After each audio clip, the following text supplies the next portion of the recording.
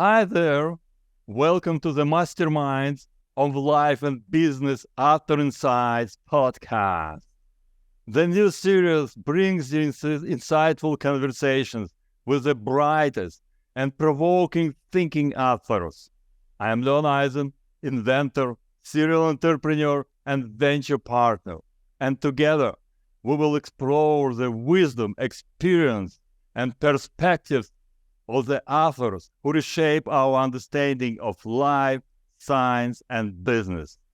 So, subscribe to my podcast and learn the secrets of the brilliant minds.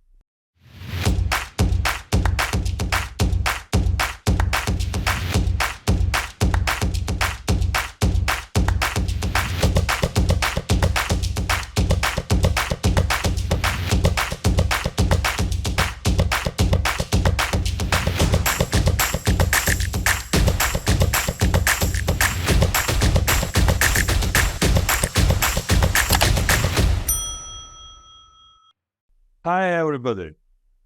Today, I am really happy to host my good friend, author of two amazing books, Secrets of Next Level Entrepreneurs and Strategy Legacy, that we are going to talk about today.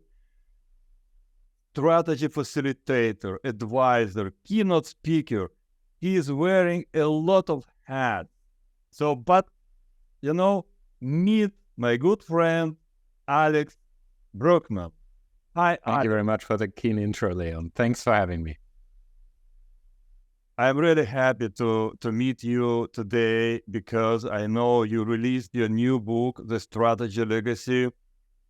I was reading this book and I can share with you that I like it. I like it really, but not from the beginning. Because from the beginning, I am physicist, quantum physicist. And I like the structures, everything is structured or something like this. And in the beginning, it just was like, a lot of stuff you just throw down on me, And I had somehow to swim through all this stuff. And after some time, I get used to it. And I found it very interesting and very inspiring.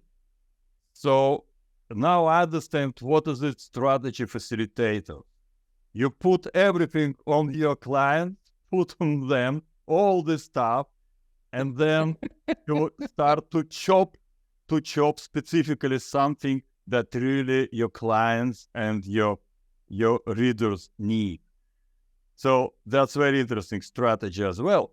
So I'd like you to present yourself, to tell more about yourself, so our audience will learn about you and will meet you and will become friend of you, as a virtual friend of you as well. So let's start from this point. Let's do that. Thanks, Leon. A quick answer to throwing all the things at you and my clients and then giving the structure second. That is actually on purpose. The reason for that is the structure as such needs terminology to make sense. That's why I put the terminology first in the book.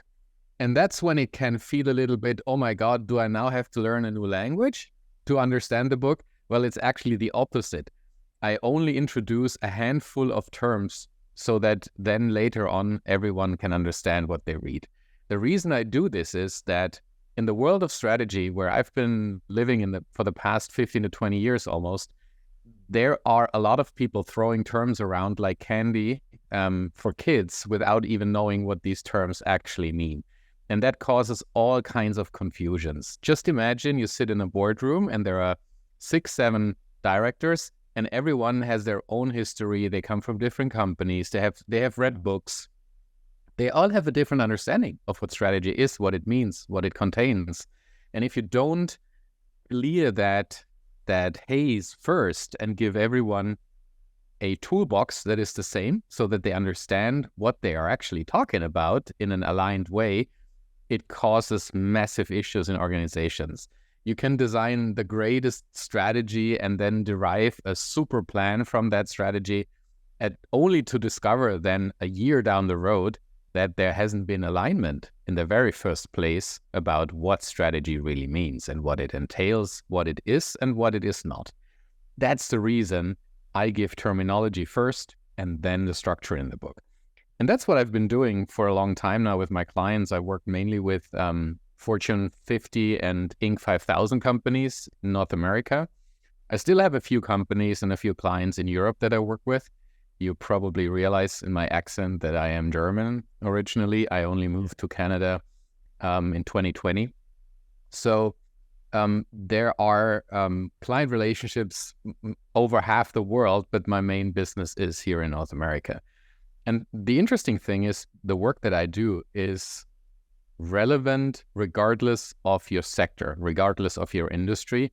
So new clients often ask me about my experience and my specific knowledge about, let's say, banking or software or anything else. And then when I tell them what I do, they realize that actually it would be a hindrance if I knew more about their industry. Because the thing is, you introduced me as a strategy facilitator, which is on purpose. I'm not a strategy consultant. I don't come in and tell you what I think you should do in your business. I work differently. What I do is I ask questions that guide you through a process at which end you will hold your strategy in your hands. And that is a strategy that you created yourself. Mostly like any mentor is doing so. You're not consultant, you mostly mentor, because mentor, Exactly. the guy who asks questions and guide and navigate client towards the right answer. Yeah, there is a lot of coaching in this whole context of the work that I do. So it's I give the structure, I give the process, but the content comes from the people in the business. And the reason for that is very simple. There is a very good reason why they are leading the business and not me. They are the subject matter experts. There is no sense in bringing consultants into your company telling you how to lead your business, because they can tell you whatever they want. They will be out the door the next minute, but you will be stuck with that, what they call a plan or a strategy or whatever they call it. If you don't create that strategy from scratch yourself, based on your knowledge and your dreams and your aspirations for your business, it's very likely that you won't have the stamina and the resilience to follow through and to really implement that strategy over time. So consultants are great, but there is a place and time for consultants in a strategy process. You need to lead a strategy process yourself. Otherwise, it's all about accountability in the end. Yeah, there is some problem with all this stuff, because usually people working in the company, there is a saying, you can work in the company or on the company, right? And usually people having skin in the game, the dark side of the skin of the game process, they lose their ability to think out of the box. Because, law of thermodynamics, you cannot change the system from within. You have to have another dimension to see all the system together, to have some bird view of the system and to change it. So that's why I think strategist, what is doing, he can or mentor or coach or come to the company. I think it's forbidden to touch something that really creates skin on the game. You have to have the fresh view on the company and follow the specific structure, how to move this company to success. And this is interesting because my favorite strategist, Professor Michael Porter, I was reading a lot of books, or maybe all books. He wrote that strategy is the set of decisions towards specific goal. So I think the main issue how to make this set of decisions. And what I understand from your book, you have even extended this to more elements, to more components of such decision making. So this is what I would like to talk about. 100%, yeah. Michael Porter calls it decisions towards a goal. Roger Martin calls it choices that you make to achieve a goal. In the end, it's exactly that. You need to say yes to a handful of things and no to a million others. And that's what strategy is all about. It's about clarity and direction. Where do I want to be in the future, and what are the tough choices that I make to get there? And strategy is, and you hinted to it, Leon, already, strategy is an important, probably the most important element for any business to grow and to deliver value for clients. But it's not the only one. Strategy needs to be part of an ecosystem. And when I say ecosystem, what I mean is there are more elements that define an organization's identity than just strategy. And if we take a look at that, that's basically the core structure or the core visual that I use in my book, which I call the 9 elements of organizational identity. Sure, strategy plays a core role, a center role. That's why it sits in the center of these 3 circles, but it's not the only one. If you look around, you see countless examples of companies that were too focused on strategy and that neglected other elements of organizational identity, namely the impact that they have with their business. And when I say impact, what I basically say is 2 things. Everyone has been talking about purpose for so long, but only a very small number of companies actually turned their purpose into tangible results. Most of the companies, they talk, but they don't do. And when we actually dare to do, we can create way more than just a financially successful company. We can create businesses that become something truly valuable in society as such. For example, a home to employees where they thrive and become more than just employees that do their job. It can become something where we feel that, as you said, where we have skin in the game, also as employees, not only as leaders, where we truly belong and where we can shape something that we feel is worth it. One of my favorite examples is the company Patagonia, who has been over decades putting their money where their mouth is when it comes to environmental protection. And when we take a close look at what that means to create impact based on your purpose, we realize very quickly that the vehicle to take your purpose and put it into impact and create real tangible results, the vehicle to do that is your business strategy. So there is a very, very strong link between what you want to become, what you do to become that part, and then to create tangible, measurable results. An example of that would be if you say, I want to be a company that is well respected in my community because not only do I provide jobs, but I also am deeply involved in the community, etc. That's a purpose statement, right? That's what you want to do. And you can even say, I'm perfectly positioned to do that because I have a very specific set of skills. And those skills I want to not only use to make money, but also to do good. Doing well while doing good. So then you create a business strategy around that. And what you then see is something that you can measure in society, in your community. And that is the difference between impact and purpose. Purpose are words. Impact are results. And that is just one example out of those 9 elements of organizational identity that strategy is connected to. Other examples would be your principles, so your values and your guidelines, how you basically lead people in your organization.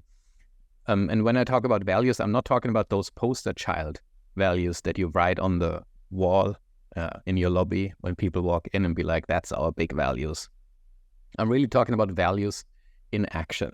So not some generic values that everyone should actually claim to be their values. Things like courage, honesty, those values that you read on every company website, those are must-have values. Those aren't company values.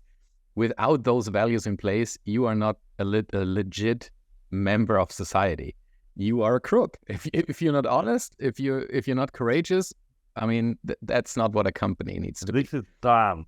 We don't have to talk about it. This is done. Just should be. This is the 0 point to start from. Exactly.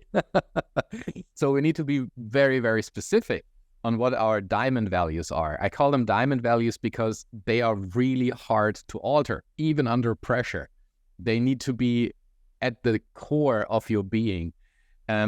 So when you create a business strategy, have those diamond values in mind.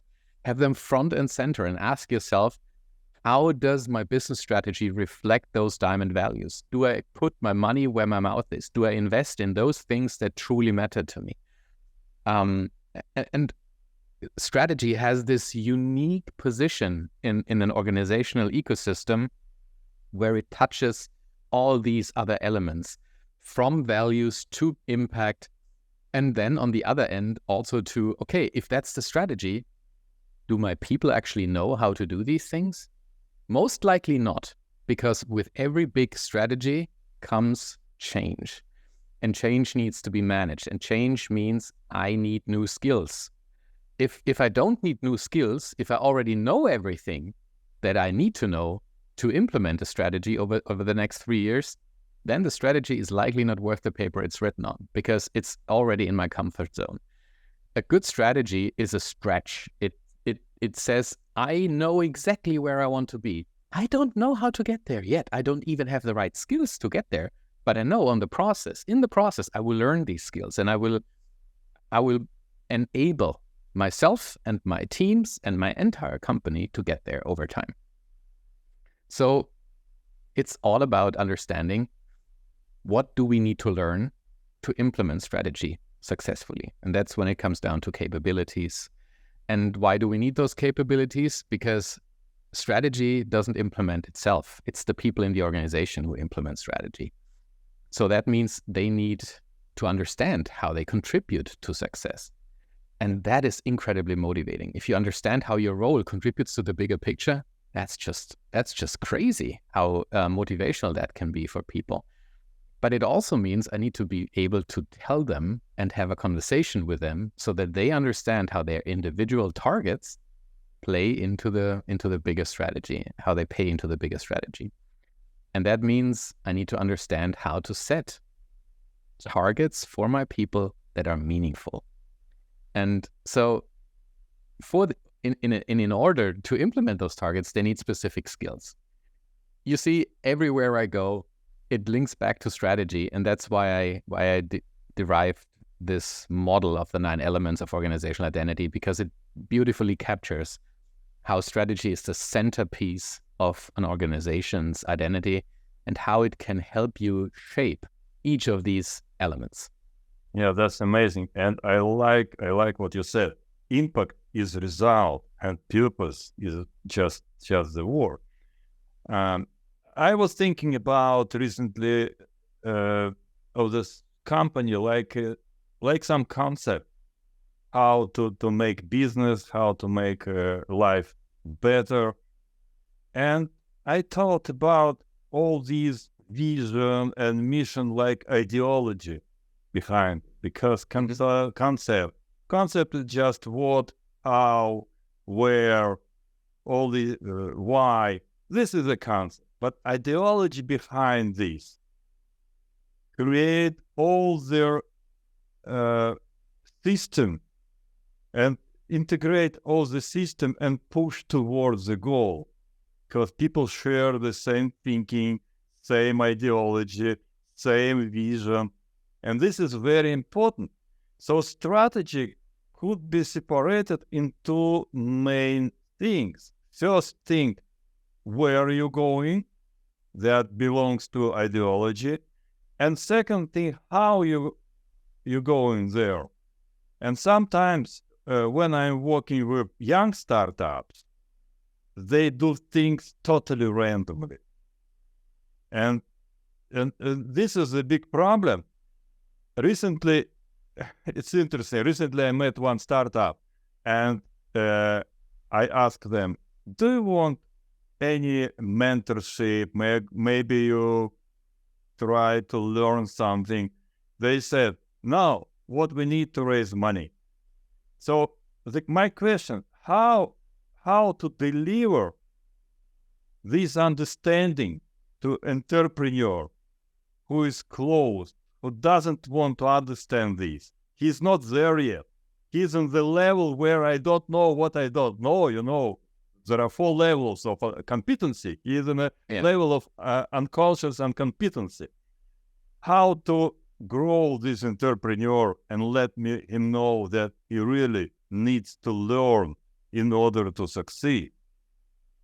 That is a great question, Leon. And I strongly believe there are 2 different approaches. There is the approach that other people take, where they try to convince them that mentorship and coaching... Convincing platform there. It's a bit different approach, yeah. It's almost impossible. There are some that, because they don't know what they don't know, but are still open to learning, who will listen to you and who will then see the value that a facilitator, a coach, a mentor can bring.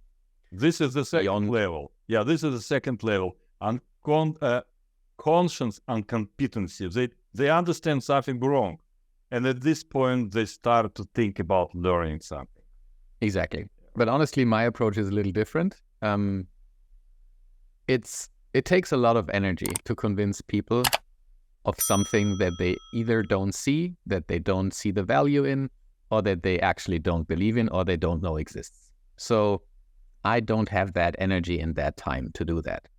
And typically, that's also the reason why for example, I don't do sales. I don't sell my services. My entire business comes to me. It's completely from the outside in. And the reason is that the people that approach me, they already know what they don't know, and they already know that they need someone from the outside to help them through a process, for example, for various reasons. At that moment, people are ready to work with you. You don't need to convince them that they work with you. And those are the clients that achieve tremendous results when they hire external parties, be it consultants, be it facilitator, be it coaches. The companies that are ready to listen to people from the outside are companies that are in a state of learning. They understand that they don't know everything. They understand that as leaders, they need to be conscious enough of the fact that if they don't listen, no one will listen in the organization. So they lead by example. And honestly speaking, it's a lot of fun to work with these companies because they are ready. They are ready to go. They are ready to learn and to grow. And on the other hand, I completely stopped thinking about how can I convince someone that I see that needs help. You can't convince someone. They need to have that light bulb moment themselves. Unfortunately, many only have it once they have sunk their first or second company. When we talk about entrepreneurs, they need to hit the wall. But then some of them, most of them, walk away from being entrepreneurs. But those who don't, those who start again, they will take that learning and use that learning when they build their third, their fourth business. That is where learning happens, when you reflect on why things worked or why they did not work. And if you work with companies that are mature enough to know that they don't know everything, that's the right level. That's the fun part. And those are companies that have tremendous growth. I mentioned in the beginning that I work with Inc. 5000 businesses. Those are the 5,000 fastest growing companies in the United States. And at the same time, I also work with Fortune 50 organizations, and they are so different. A Fortune 50 company gets their relevance from stability. Yeah, they have reached a certain size. They have reached a certain footprint. It's about maintaining and not shrinking, and ideally growing. And their relevance comes from stability. The relevance of an Inc. 5000 company does not come from stability. It comes from the exact opposite. It comes from pioneering, from doing things the first time, from grow through innovation, daring to go where no one else has gone before. Yeah. And that is so fascinating because these two businesses, or these two types of businesses, they both value external input, but for very different reasons. So for me, it has been one of the greatest pleasures of my work that I can work with in both of these environments, both high growth and organizations that have already reached a certain size and significance. Wow, amazing. I totally share your approach and understanding of this business because I spent a lot of time working in the healthcare industry, specifically in medical device, wearable medical device industry. And what I just saw, very interesting stuff. As more patient sick, as less he wanna find how to treat himself or has any discipline to treat himself. So that's why wellness, it's something like stability maintenance, as you said, or growth through innovation. This belongs to people who are doing wellness, who are looking forward to maintain their health, who are looking forward to grow their muscles. They use all possible innovations, strategies to do it. And take sick patients, ill patients. They don't have any strategy. They don't want to do anything. Maybe because of this they're sick, because it comes from unconscious level as well.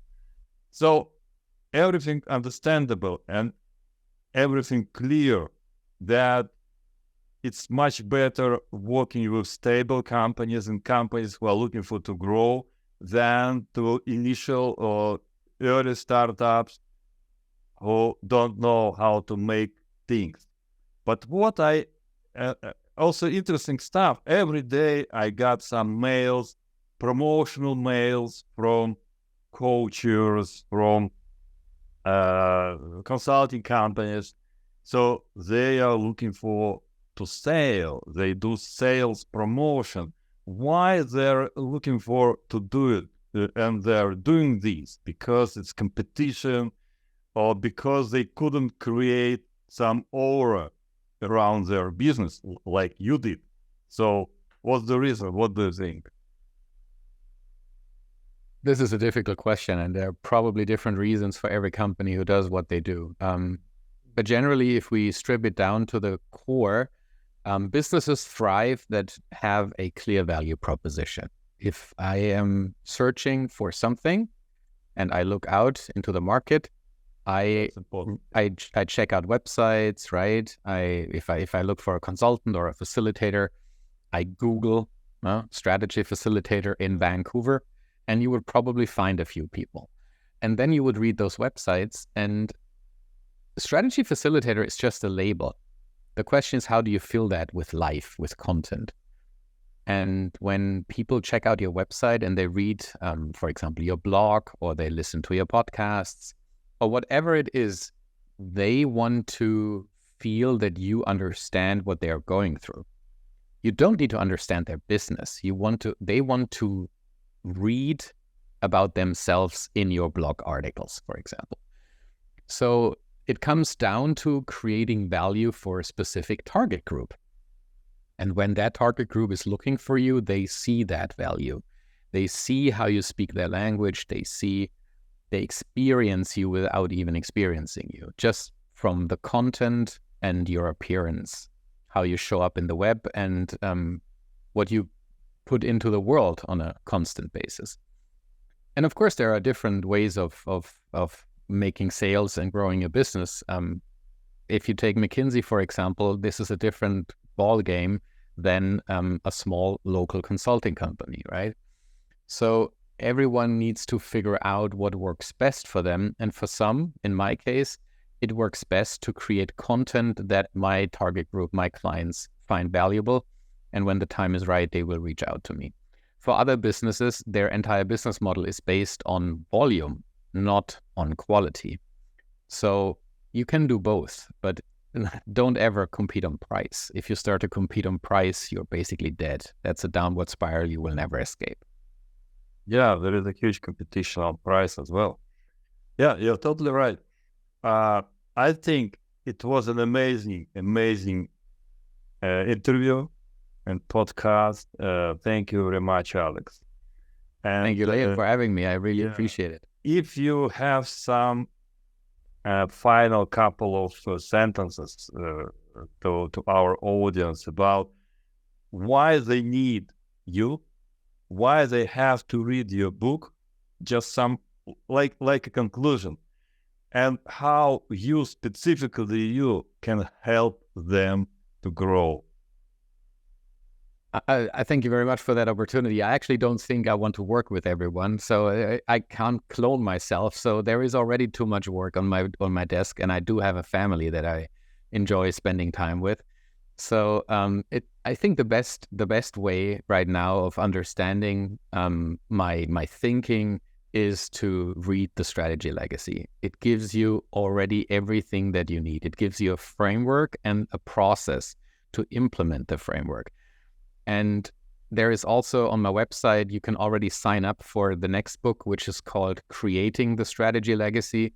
And in that book, I literally give you all the exercises, templates, questionnaires, assessments, everything that you need to run these processes without me.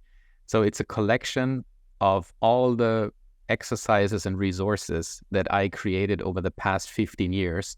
So once you read The Strategy Legacy and Creating the Strategy Legacy, you can do this yourself. You don't need me for that. And I think this is my gift to the world. This is something that I see as the value that I can share with everyone, with every young business, with every young entrepreneur. But it's also applicable if you are a board director and you're overseeing a Fortune 50 company. I've been doing this same work with the same tools, with the same processes across the world, across companies, across industries. And I really believe in sharing my work at this point in time, because I know there is too much work out there anyway. There is more work than a single person can handle. And I believe if I can share my content, if I can share the valuable exercises and resources that I created over time with more people, we can create more better companies out there. This is exactly how you duplicate yourself, right? I hope so. Amazing. Thank you, Alex. I'm really happy to host you today. And I think our people will be very interested to hear you, to learn from your books, to learn from your experience. And thank you very much. Appreciate it. Thanks, Leo.